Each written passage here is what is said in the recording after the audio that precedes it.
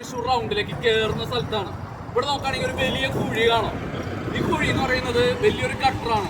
മഴയൊക്കെ പെയ്യുകയാണെങ്കിൽ വെള്ളം നിറഞ്ഞു കിടക്കുന്ന ഒരു അവസ്ഥയാണ് ഇവിടെ ഉള്ളത്. അതേപോലെ തന്നെ ഇവിടെ ഒരു കുഴി കാണാം. ഈ കുഴി എന്ന് പറഞ്ഞാൽ കുറച്ച് ലെങ്ത്താണ് കേട്ടോ. ഇപ്പൊ ബൈക്കിലോ കാര്യങ്ങളിലോ വന്നിട്ട് പെട്ടെന്ന് അങ്ങോട്ട് സ്കിഡ് ആവുകയാണെന്നുണ്ടെങ്കിൽ കാല് ഉള്ളിലേക്ക് പോകാനുള്ള സാധ്യതകൾ അടക്കമുണ്ട്.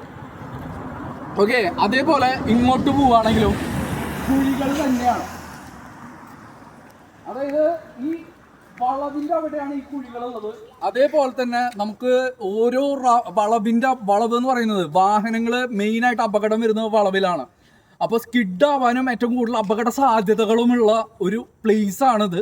നേരത്തെ പറഞ്ഞ കുഴിയുടെ ആഴം കാണാണെന്നുണ്ടെങ്കിൽ ഇതിന്റെ ഉള്ളിലേക്ക് കാല് പോവുകയാണെങ്കിൽ ഇതൊന്നും കാണിക്കോ, ഇതിന്റെ ഉള്ളിലേക്ക് കാല് പോവുകയാണെങ്കിൽ ഇങ്ങോട്ട് തോന്നോ,